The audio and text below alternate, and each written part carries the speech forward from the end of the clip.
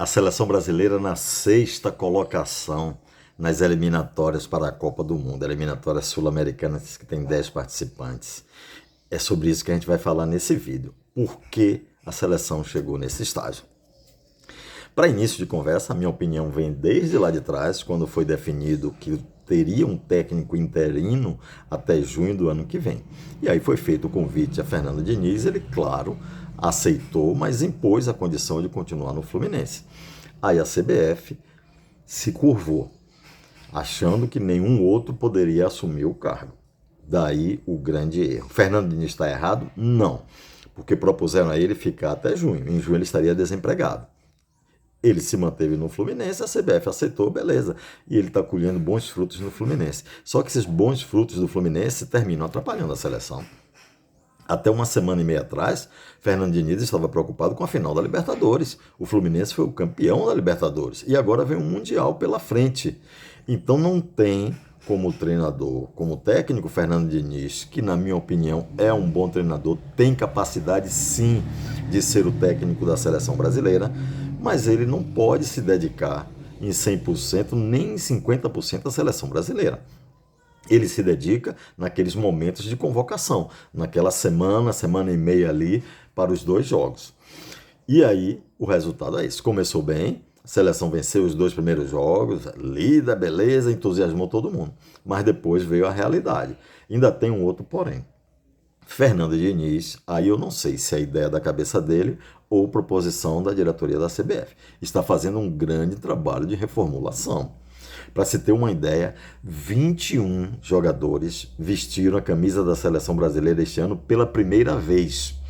E entre o período de 2018 e 2022, foram 20 jogadores vestindo a camisa brasileira, da seleção brasileira pela primeira vez, num processo de 4 anos. Agora, em 10 meses, 21 jogadores começaram a ser testados. Mas faz parte, é do processo essa renovação. E está pagando por isso. Está em 6º lugar. Está atrás da Argentina, que é líder, Uruguai segundo colocado, a Argentina tem 15, Uruguai 13, Colômbia 12, Venezuela, eu venho falando da Venezuela há algum tempo aqui, 9, Equador 8 e aí vem o Brasil com 7. Só joga agora pelas eliminatórias em setembro do ano que vem.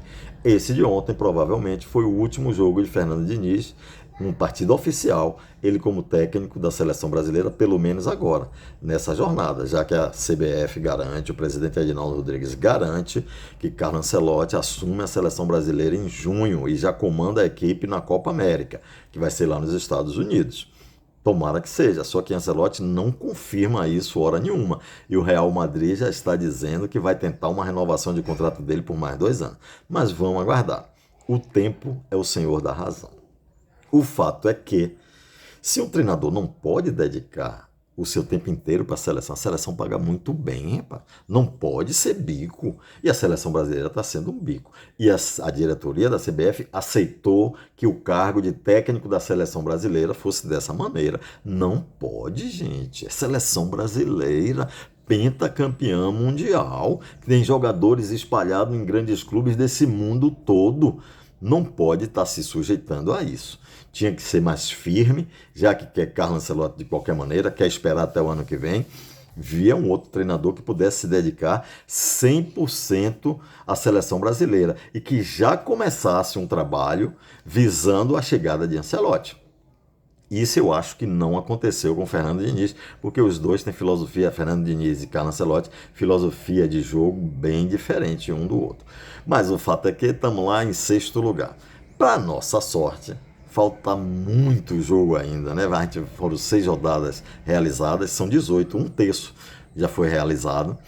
E 6 equipes se classificam. Terminasse hoje, o Brasil, mesmo vindo de 3 derrotas seguidas, estaria classificado. E o 7º colocado ainda vai para uma repescagem. E pelo que foi mostrado até agora nessa eliminatória, a gente já sabe que Bolívia e Peru não vão para lugar nenhum. Então são 2 a menos. Seriam 8 times, 8 seleções para disputar 6 vagas e a repescagem. Só que o Paraguai também não está bem. Eu tiraria também o Paraguai dessa briga. Então fica só o Chile brigando por essa vaga aí. Se recuperar, porque o Chile também não vem bem. Mas o fato é isso aí. E para completar a noite de desastre, aquela confusão entre torcida. Torcida mista para Brasil e Argentina é querer brincar com a sorte. A CBF colocou um comunicado e nisso meu amigo Edinaldo Rodrigues tem sido um mestre, né? Toda hora sai comunicado pedindo desculpa por erro de arbitragem e agora um comunicado se isentando da culpa. Em parte tem razão, porque ela fez um planejamento e entregou a todos os envolvidos nessa questão do segurança, de logística e tudo mais. Ninguém deu palpite nenhum, aceitou o que a CBF mandou. E aí a CBF, logicamente, já comunicou isso, tirou dela da reta rapidinho e fica dito pelo não dito, feito pelo não feito e ficou feio, foi para o Brasil. A organização brasileira. A gente vê as imagens lá, o pessoal, os policiais metendo cacetete nos argentinos, às vezes um pouco de exagero, às vezes eles provocam e querem isso mesmo. E quando a gente pega o início da confusão, as cadeiras, os primeiros assentos que saem, é de parte da torcida brasileira para onde estavam os argentinos. Não vamos crucificar os argentinos, não. Os primeiros assentos, a gente vê nas imagens assim, o assento amarelinho voando. Vai um, vai dois, aí depois eles começam a devolver. E aí o pau quebrou. Feio. Uma coisa que não foi falada, pelo menos eu não vi, só ouvi se comentando que os jogadores da seleção argentina foram para lá para tentar acalmar, para prestar solidariedade aos torcedores argentinos. Mas o primeiro jogador que chegou no local foi Marquinhos, da seleção brasileira. Antes dos argentinos chegarem, ele já estava lá, tentando acalmar a seleção brasileira. Aquele gesto de vamos acalmar, meu povo. Depois chegou um outro jogador, que eu não sei bem quem foi, também pedindo calma. Aí os argentinos, o que chamou a atenção é que foi a equipe toda e que depois todo mundo foi para o vestiário. Ou organiza ou a gente não vota, né? Peitou. Outro jogo da seleção brasileira aqui no Brasil.